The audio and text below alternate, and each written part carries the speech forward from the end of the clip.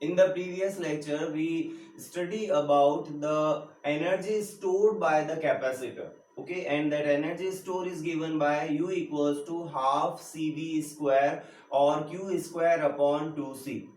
The same expression is used for today's lecture, in which we find the energy loss when we connect two conductors of different capacities or a different voltages, okay, or we can say potential. Clear? So let us suppose we are having the two different conductors, okay, of different shape or different size, having the different capacitances. Okay, हर एक conductor का capacitance उसकी shape और size पर depend करता है, you know this very well. तो shape और साइज उसकी डिफरेंट है एंड कैपेसिटेंस उसका डिफरेंट हो गया. Suppose they are at different potential. जैसे अगर मैं इसका डायग्राम ड्रॉ करूं तो suppose this is the first conductor and this one. Wait, अपन रेगुलर ले लेते हैं इसको. This is the first conductor and this one is the second conductor. Okay, these conductors are having the different voltages. Its voltage is V1 and its voltage is V2. Clear? Even sufficient gap होना चाहिए इन दोनों के बीच में. Suppose कर लेते this gap is large. Capacitance of this conductor is C1 and capacitance of this conductor is C2. And the third one, the charge on this conductor is Q1 and charge on this conductor is Q2. Okay, so Q, C, V and V, Q, C and V, all these three parameters are different initially and they are at sufficient distance as well. ये दोनों जो हैं वो sufficient distance पर भी हैं so that the charge, so that they will not interact electrostatically, कि इनमें जो आपस में रिपल्शन और अट्रैक्शन है वो नहीं होगा. तो इतना हम सफिशिएंट डिस्टेंस पर इसको रख रहे हैं. यहाँ स्पेस कम है इसलिए मैं गैप कम रख रहा हूँ, बाकी they are having at sufficient large distance. Okay, suppose in this situation having different potential, they are connected through a thin wire. Okay, this is the thin wire and these are the conductors. Okay, this one and this one, both are the conductor. So when we connect them through a thin wire, then what will happen? The charge will redistributed. Okay, that's why the name of topic is redistribution of charges and the loss of energy. So what will happen? The charge will redistributed in this situation and this redistributed charges कितना होगा, कैसे होगा, उसको अगर हम देखें तो the charge will redistributed. It means charge will flow from one conductor to another when we join them through the wire, thin wire. From which conductor to which? The conductor of high potential to conductor of low potential. Okay, high potential से low potential में positive charge क्या होगा? Flow होगा. Okay, और अगर हम negative की बात करें तो वो लो टू हाई. जैसे हम एक सेल यूज लेते हैं ना, हमने करंट इलेक्ट्रिसिटी ऑलरेडी डिस्कस कर लिया है.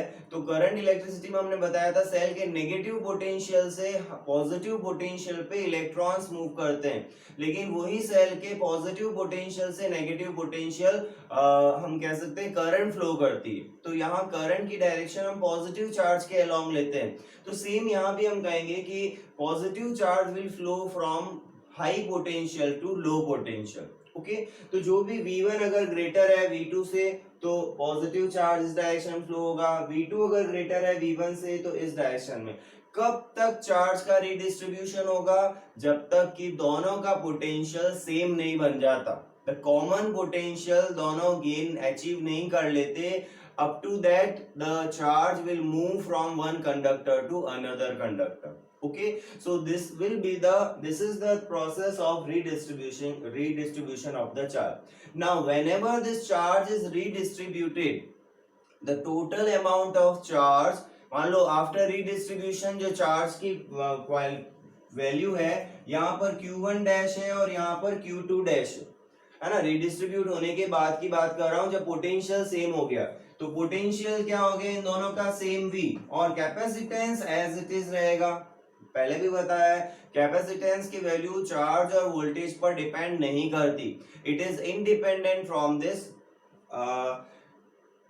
charge and potential, it depends on the shape, size and other parameters. Okay, so in this situation this is after redistribution, after redistribution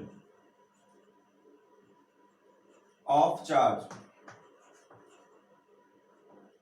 okay, of charges. ये जो situation है q dash v and this one,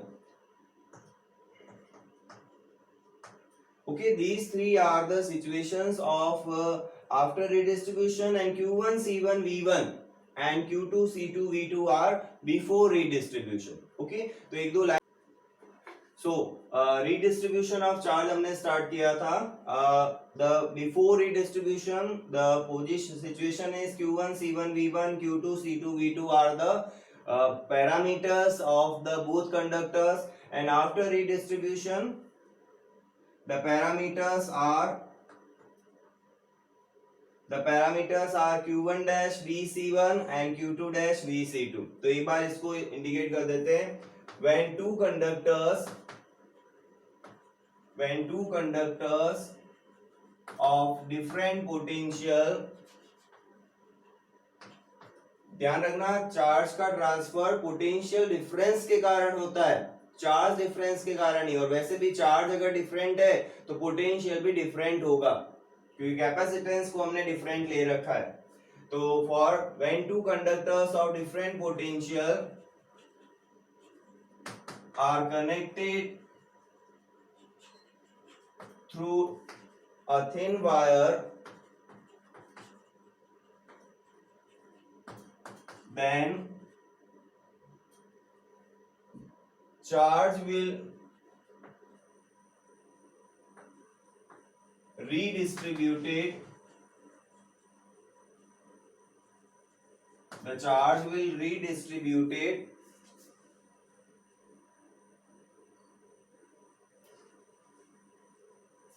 from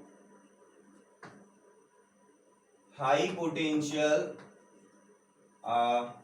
redistributed and moves from high potential to low potential, ठीक है, high potential से low potential में positive charge हम even कह सकते हैं, ठीक है, and moves from high potential to low potential positive charge. Clear, actual में नेगेटिव मूव करता है, बट हम डेफिनेशन जब देते हैं तो पॉजिटिव चार्ज के मोशन की बात करते हैं। कल भी मैंने एनर्जी स्टोर जब बताया था तब कहा था पॉजिटिव चार्ज सेकंड प्लेट से फर्स्ट प्लेट आ रहा है, करंट जब मोशन करती है तो भी हम positive terminal of the cell से नेगेटिव टर्मिनल ऑफ सेल की बात करते हैं। Okay, so this will be the situation. कब तक डिस्ट्रीब्यूट होगा, जब तक कि दोनों का पोटेंशियल सेम नहीं हो जाता, ठीक है। The process will stop when both conductors acquire same potential, same, और इसको हम कॉमन पोटेंशियल कहेंगे, common potential.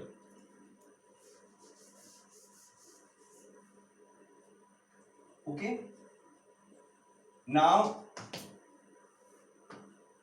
The parameters before connecting them through wire or after connecting through wire, okay, जब उसमें रेस्ट की स्टेट आ जाती है तो इसके पैरामीटर्स को हम लिख रहे हैं यहाँ पर Q1 V1 C1 first conductor के लिए, और सेकंड कंडक्टर के लिए मैं लिख रहा हूं it is Q2 V2 and C2, ठीक है, Q1 V1 C1 Q2 V2 C2, पहले ज्वाइन करने से पहले ये पैरामीटर्स थे। ज्वाइन करने के बाद Q1 dash common potential V and C1, capacitance change नहीं होता है, पोटेंशियल कांस्टेंट हो जाएगा और चार्ज चेंज हो जाएगा।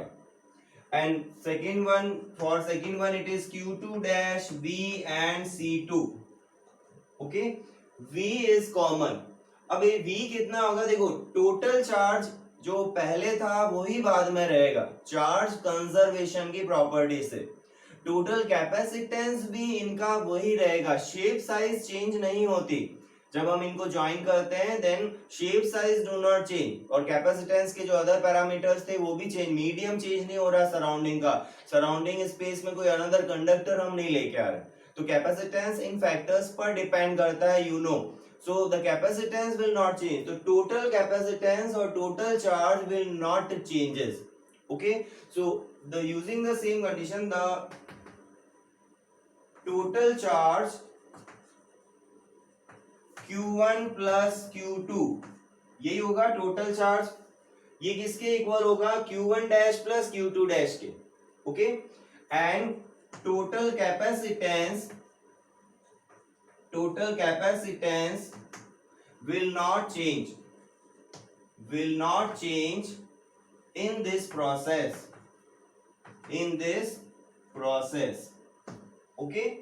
It means C1 plus C2 is constant, Q1 plus Q2 that is करके लिख सकते हो is Q1 dash plus Q2 dash and it is constant, and similarly C1 plus C2 is also constant. तो जब हमें common potential find करना होगा तो हम क्या करेंगे, total charge upon total capacitance Q equals to CV से। तो ये जो कॉमन पोटेंशियल आएगा हमारा वो टोटल चार्ज और टोटल पोटेंशियल से मिलेगा, ओके। यहां पर हम एक और पॉइंट लिख सकते हैं, this Q1 is what, it is C1V1, Q1 को हम C1V1 लिख सकते हैं, and what is Q2, it is C2V2, Q2 is C2V2, and what will be Q1 dash, it is C1V, Q1 dash will be C1V and Q2 dash will be C2V। आगे note कराता हूं, एक बार यहां तक note करो, note down up to this one fast or take the screenshot।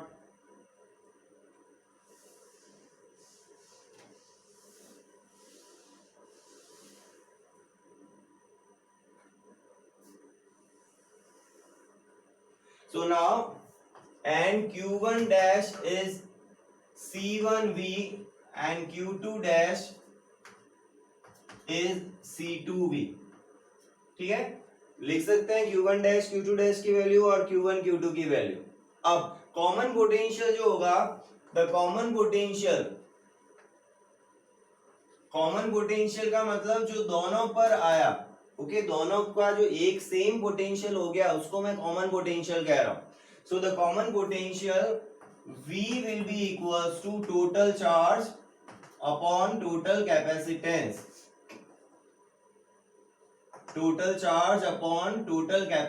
Q equals to CV से, okay, Q equals to CV से हम ये एक्सप्रेशन लिख सकते हैं, and it will be what, it is Q1 plus Q2 upon C1 plus C2, okay, Q1 plus Q2 upon C1 plus C2।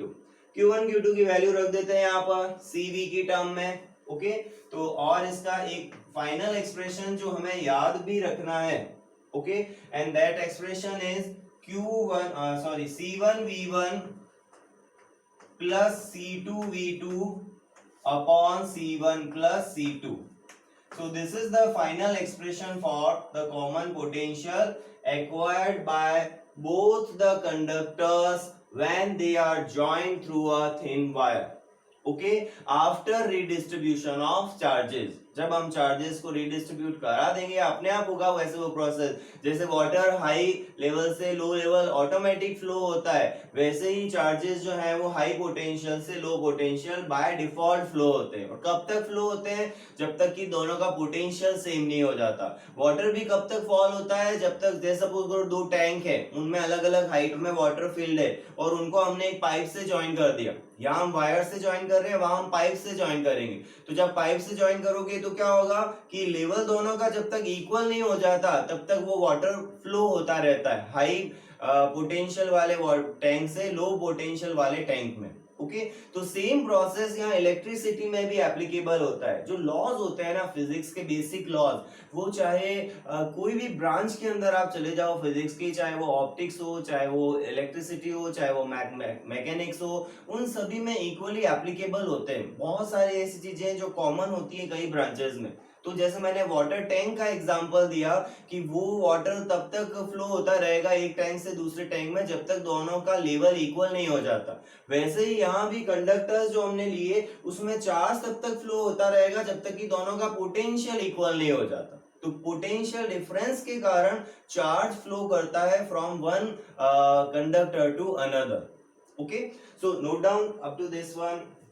अब हम energy loss की बात करेंगे कि how much energy will be loss in this process. Okay, so the second one is energy loss in redistribution. देखो practically जब हम ऐसा करते हैं,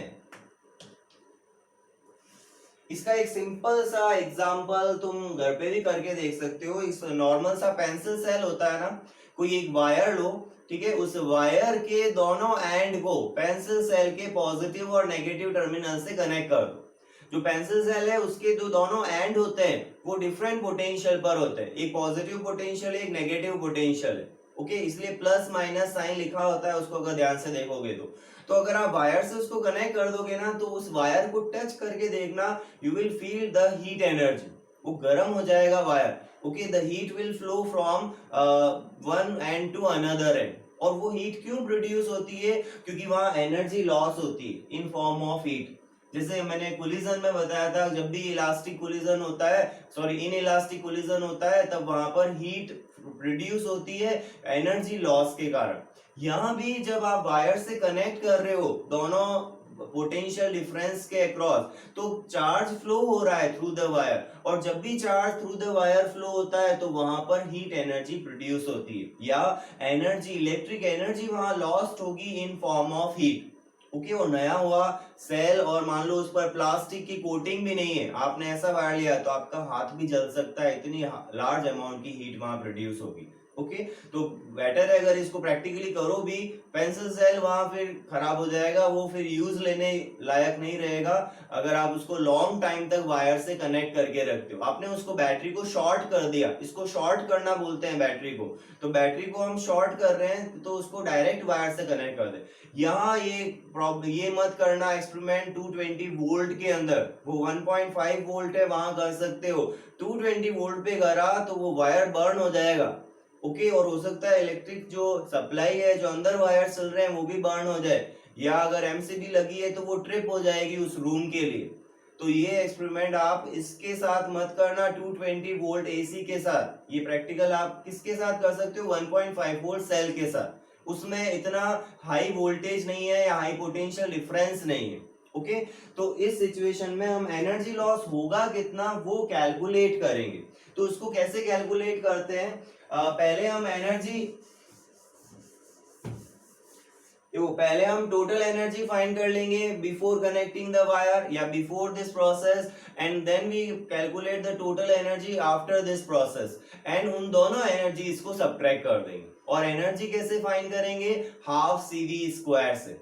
ओके, क्योंकि C और V की वैल्यू हमें यहाँ पर नोन है, तो हाफ CV स्क्वायर से before the process total energy, after the process total energy, और दोनों को जब सब्ट्रैक्ट कर देंगे we will get the total difference in the potential energies और टोटल डिफरेंस इन एनर्जी, और वो डिफरेंस ही एनर्जी लॉस को रिप्रेजेंट करेगा कि पहले कितनी थी एनर्जी दोनों की, बाद में कितनी हो गई, उन दोनों का जो डिफरेंस है वो लॉस हो गई in form of heat.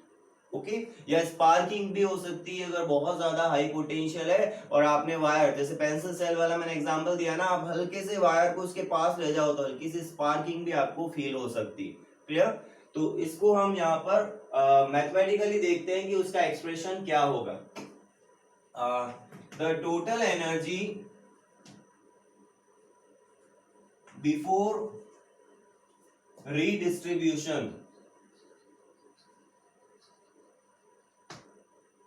is u1 equals to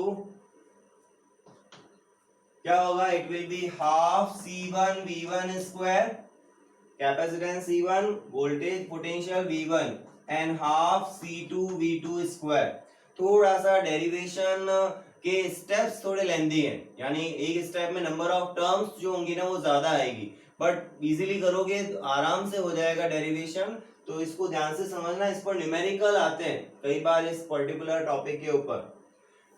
Okay, so this is the case, and after redistribution,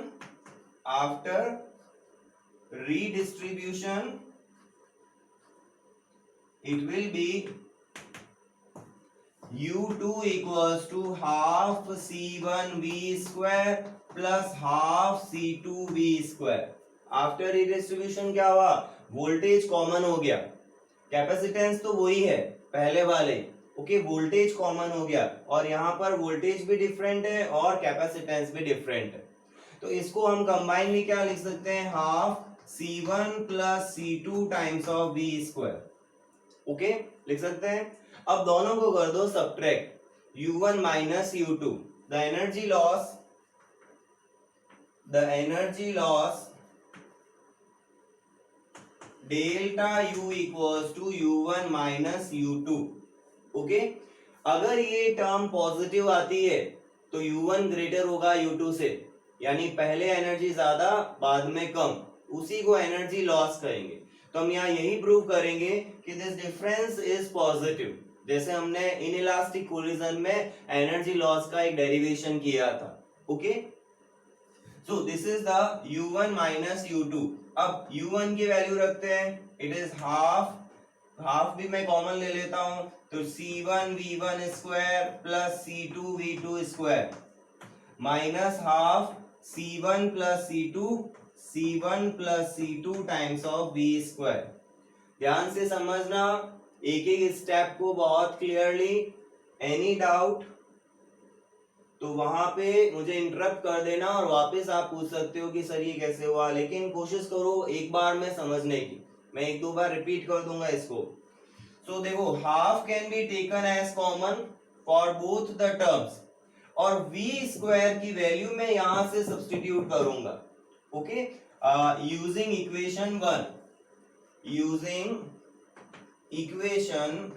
1 delta u is half अब मैंने दोनों टर्म्स में कॉमन ले लिया है, and it is C1 V1 square plus C2 V2 square minus, ये minus sign है, हाफ बाहर आ गया था, C1 plus C2 as it is C1 plus C2, और V स्क्वायर इसका स्क्वायर करना है, देखो तो इसका स्क्वायर क्या होगा, it is C1 V1 plus C2 V2 whole square upon C1 plus C2 whole square, ये आएगा। न्यूमरेटर का स्क्वायर अलग से लिख दिया, डिनोमिनेटर का स्क्वायर अलग से लिख दिया, और अब अगर यहां देखो तो एक C1 प्लस C2 से C1 plus C2 numerator denominator में कैंसिल आउट हो जाएगा। सो C1 प्लस C2 की एक टर्म जो है यहाँ कैंसिल आउट हो गई, एक टर्म रहेगी, उसको मैं एलसीएम लूंगा यहाँ पे नेक्स्ट स्टेप में, ओके तो एलसीएम लेंगे तो ये दोनों C1 प्लस C2 से मल्टीप्लाई होंगे। जब हम एलसीएम लेंगे तो ये दोनों जो है, ये टर्म इसको मैं ब्रैकेट में लिख देता हूं अलग से, तो this term will B multiplied by this one, okay और C1 प्लस C2 दोनों के साथ में कॉमनली एलसीएम आ जाएगा। So note down up to this one.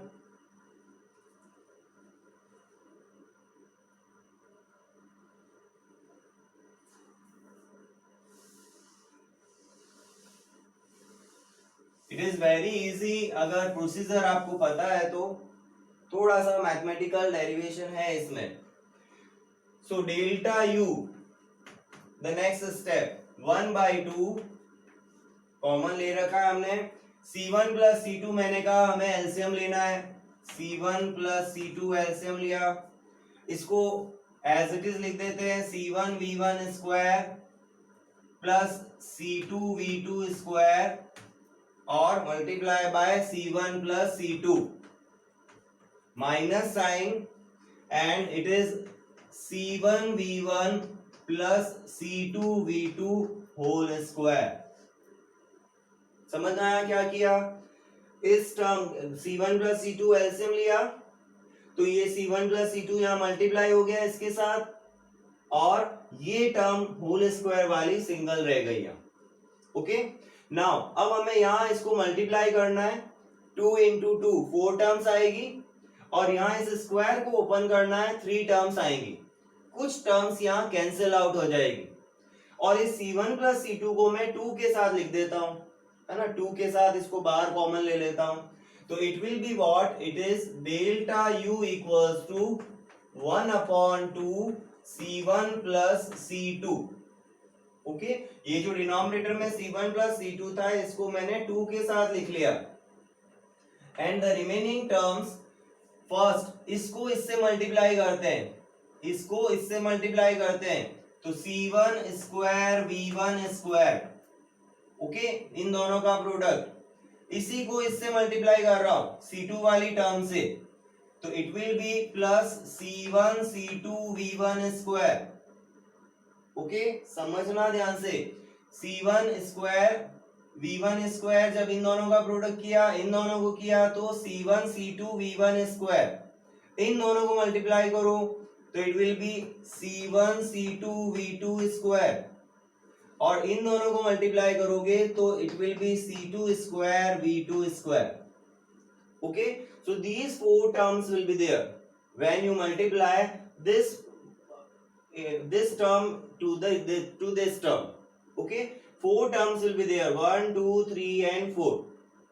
now next इसका होल स्क्वायर ओपन करते हैं तो जब होल स्क्वायर ओपन करोगे तो बाहर नेगेटिव साइन है तो सारी तीनों टर्म नेगेटिव हो जाएगी क्योंकि a प्लस बी का होल स्क्वायर है तो तीनों पॉजिटिव है ब्रैकेट में तो, बट नेगेटिव साइन से मल्टीप्लाई करेंगे तो all the 3 terms will be negative.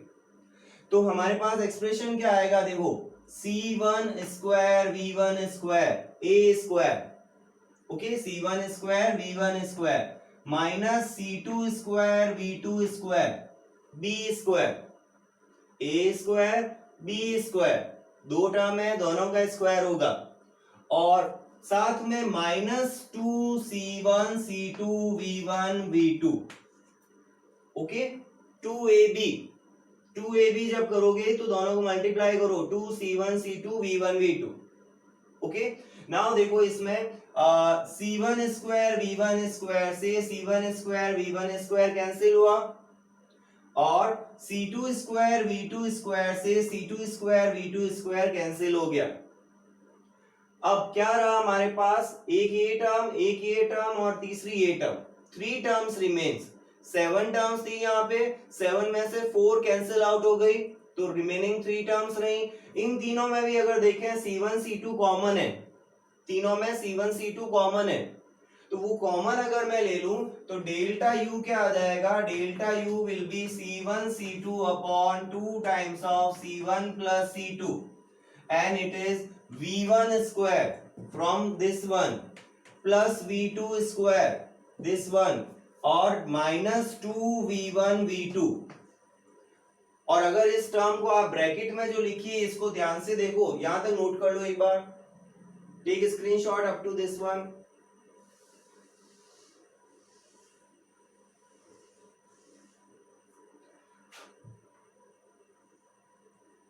Okay, so if you look at this one then it is V1 minus V2 whole square, ये V1 minus V2 का whole square है this term, so we can write this delta U equals to C1 C2 V1 minus V2 whole square upon 2 times of C1 plus C2 and this is the energy loss and it is always positive, that is U1 is greater than U2।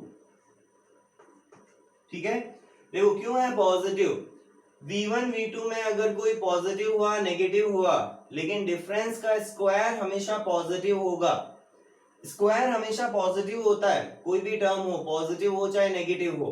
Okay, C1 C2 is always positive. मैंने बता रखा है capacitance की value कभी negative नहीं होती, resistance कभी negative नहीं होता। कैपेसिटेंस फिजिकली बता रहा हूँ, एक्चुअल प्रैक्टिकली जब हम यूज लेते हैं तो कैपेसिटेंस, रेजिस्टेंस, इंडक्टेंस, ये कंपोनेंट्स जो होती है, टर्म्स जो होती हैं, ये कभी नेगेटिव नहीं होती। तो C1 C2 नेगेटिव हो नहीं सकता और इसका स्क्वायर नेगेटिव हो नहीं सकता, तो this whole term will be positive. And if this is positive then U1 will be greater than U2, क्योंकि हमने क्या फाइंड किया था, U1 माइनस U2 फाइंड किया था। तो ये बड़ा है इससे, इसीलिए ये टर्म क्या आ रही है, पॉजिटिव आ रही है। यानी इतनी एनर्जी लॉस हो गई बिफोर और फाइनल को अगर हम कंपेयर करें, ओके, बिफोर और आफ्टर को। तो this energy lost in form of heat, okay, this energy lost in form of heat, this amount of energy will lost in form of heat when two conductors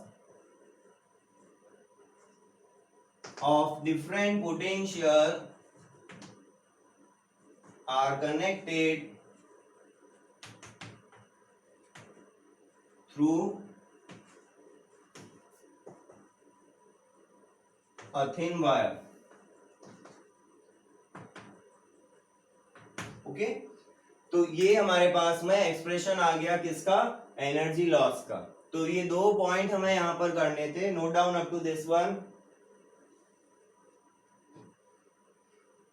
तो आज हमने जो किया उसको वापस सम अप कर देते हैं, रिवाइज कर लेते हैं। हमने पहले दो कंडक्टर्स लिए, उन कंडक्टर्स के डिफरेंट पोटेंशियल थे, different charges, different capacitance.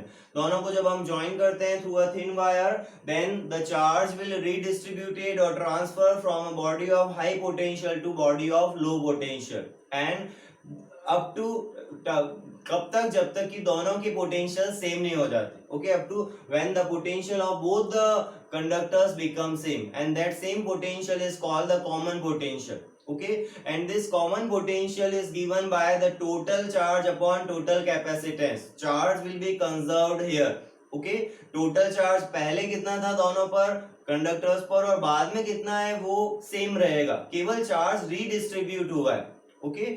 So in this process it is q1 plus q2, v equals to q1 plus q2 upon c1 plus c2, और q1 plus q2 को हम c1 v1 plus c2 v2 लिख सकते हैं। तो common potential का formula याद रखना। फिर एनर्जी लॉस को हमने u1 माइनस u2 से कैलकुलेट किया, u1 before joining through wire, u2 after joining through wire, and they acquire when they acquire the common potential, okay. तो उसमें u जो हमने यूज लिया, it is half cv square। तो जो potential energy हमने यहाँ कल डिराइव की थी कंडक्टर कैपेसिटर के लिए, वही पोटेंशियल एनर्जी एक कंडक्टर के पास होती है जब हम उसको कोई चार्ज Q प्रोवाइड करते हैं या वोल्टेज V अप्लाई करते हैं। तो हाफ CV स्क्वायर से हमने U1 U2 की टर्म लिखी, दोनों को डिफरेंस लिया, डिफरेंस लेने के बाद हमने जो फाइनल एक्सप्रेशन हमें मिला वो एक पॉजिटिव टर्म थी, और वो पॉजिटिव टर्म ये बता रही थी कि U1 is greater than U2, okay. So this is all about the today's lecture. Next Monday को जो हमारा लेक्चर होगा वहां मैं डाइलेक्ट्रिक्स इनसाइड द कैपेसिटर की बात करूंगा, and that is also very important. इसका डेरिवेशन इतना इंपॉर्टेंट नहीं है for CBSE point of view, but इसका जो कॉन्सेप्ट है वो इंपॉर्टेंट है फॉर न्यूमेरिकल्स और सम कॉन्सेप्चुअल क्वेश्चंस, ओके।